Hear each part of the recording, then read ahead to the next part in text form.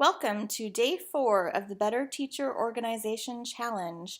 I'm Susan with Shared Teaching, and we are going to be talking about streamlining student processes. Students have fewer time wasters than teachers. Here's just a few of them. But today we're going to be focusing on, again, transitions. Transitions really need to have built in an importance of time so that the students aren't wasting time. Explicitly teach that routine by asking students how long they think an activity or transition will take, such as getting out their folder to be ready for the next subject. Write down the estimated time on your whiteboard and then actually time them, stopping the timer when the last student is ready, even if the last student is ready several minutes behind the rest of the class. Record that time, and then every time you do that same transition, time the students and record the new time. Continue this until they reach a desirable transition time that is a target that you've had in mind, such as 15 seconds to get out their materials for the next subject. You want to have different transition times and goals written on your whiteboard, not just focusing on one at a time, but take a couple weeks to go through several at a time. I had one for when they came in from lunch and got their books out ready to begin for the next subject, getting their book out and getting into reading for AR time, coming in the morning and getting their supplies ready. So I had several listed on my whiteboard.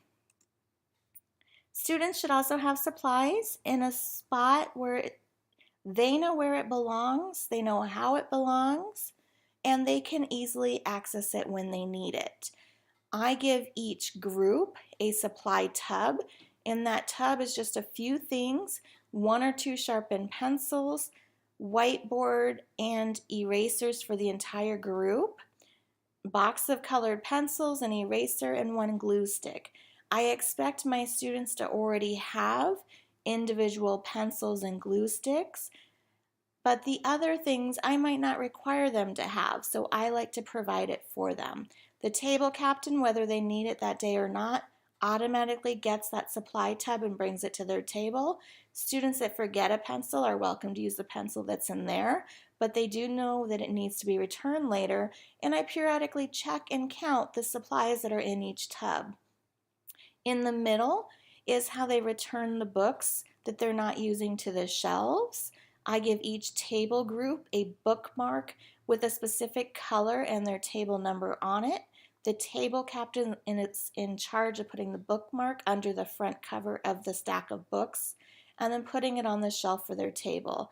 They are not in order. They can put them in any order, and that cuts down time on waiting for the students and saying, oh no, group 1 has to put their things on the table first.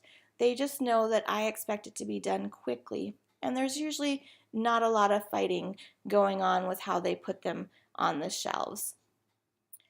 Underneath that is a pencil sharpened and unsharpened container I found that's connected. It was a silverware container. I really like the fact that it's connected because then you're not finding a container missing later on.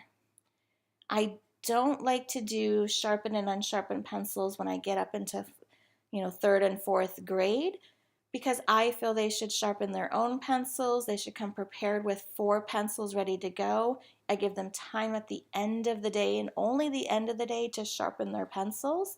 But if they have 4, then they should have plenty to get them through each day. And I haven't found that to be too much of an issue. The only issue is the students that consistently never bring in sharpened pencils. On the right side is a picture that I could not find a source to, but it's another way to keep the supplies handy at each of the table groups. Each table group in this case has 4 boxes zip tied together where they keep all their supplies. I've also seen this done with the plastic file crates, and it's just a really nice way to show them how things should be organized and keeps it out of their desk. The more stuff that's in their desk, the messier it becomes, and the harder it is to find things for them. Again, you want to make sure everything has a place, such as these math notebooks. I have containers that they keep them in, and also my center supplies. I have them keep the supplies in plastic folders so none of the parts go missing, and it's a really fast way to put it away. And then it just sits in that tub ready for the next day. Student helpers can really cut down on your time in the classroom. I love this idea by Formula Fun where the students have table jobs. So really great idea. Along with the table jobs, you could also do table captain, or she has table leader, so you can easily change your signs to table leader, but give everyone a job, and then they will know exactly what they're responsible for.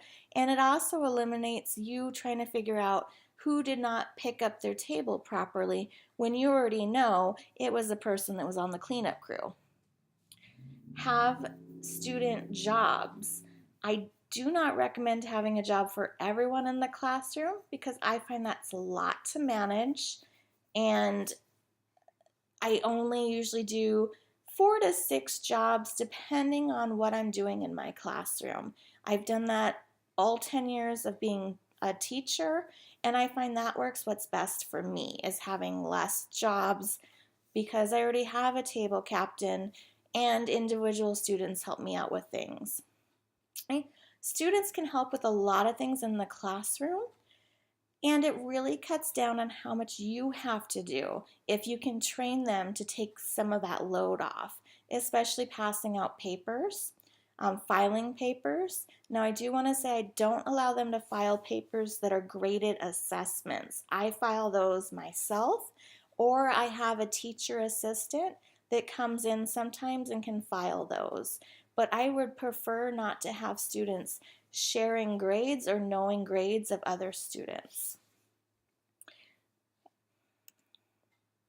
You want to make sure that you foster engagement within your classroom because then the students will be a lot more on task. There'll be a lot less wasting of time because they're excited to be in your classroom. Popsicle sticks, I've had those for years, but I put names on them. I recently saw a teacher that numbered them instead. That would really cut down on your time making them from year to year. Or if you have multiple groups of students you teach throughout the day, you don't have to have different pencil cups for each one of those classes.